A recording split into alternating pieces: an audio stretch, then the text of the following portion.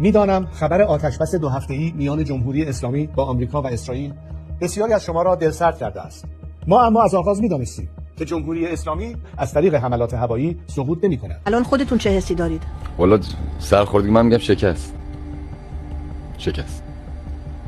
قرار نبود میز مذاکره باشه، قرار بود رژیم چنج بشه، قرار بود دیگه اینا برن، اما نشستن. دوباره جمهوری اسلامی پابرجا بمونه. آقا مغز من نمیکشه، ترامپ داره بلوف میزنه چیکار میکنه، ولی من دیگه مغزم دیگه نمیکشه. آقا از این به بعد یا بعد جمهوری اسلامی زندگی کنه یا من. آقا شده باشه رگمو میزنم. 2 هفته آتش بس اعلام کردن، یعنی من احساس میکنم کاری که دارن میکنن بیشتر با زیر ساختای مغز ما دارن بازی میکنن تا با زیر ساختای ایران.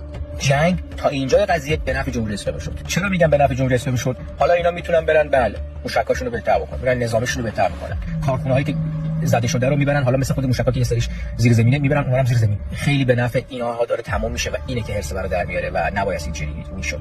قرار بود که یه بخش از جمهوری اسلامی بخواد بمونه، اصلا برای چی این درگیری‌ها شروع شد؟ خیلی ناراحتن، خیلی ناامید، خسته. خیلی‌ها نه به جنگ میگفتن، خیلی‌ها حکومت رو دوست داشتن. با وجودی که از جون عزیزانم توی ایران میترسم، میتونم به وضوح بگم که این آتشبسه برای من از هر چیزی وحشتش بیشتره، چون میدونم اگر جمهوری اسلامی بماند و آتشبس شود باید از ایران خداحافظی کنیم برای همیشه. من دیگه واقعا نمیکشم. خب تمام چیزایی که ما پیش بینی کردیم نشد، سر کارمون گذاشتن همشون.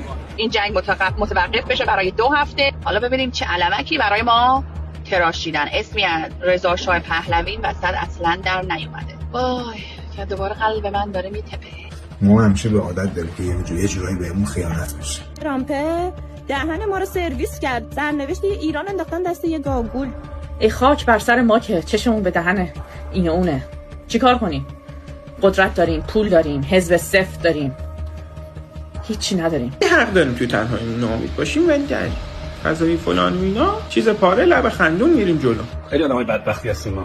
جنگ تموم شده، آره قاعدتاً باید خوشحال باشیم دیگه، ولی ناراحتیم. این خونه دل ما ادامه خواهد پیدا کرد و تا ابد و ابد تا خدا میدونه کی قراره ادامه پیدا کنه. وای به حال ما.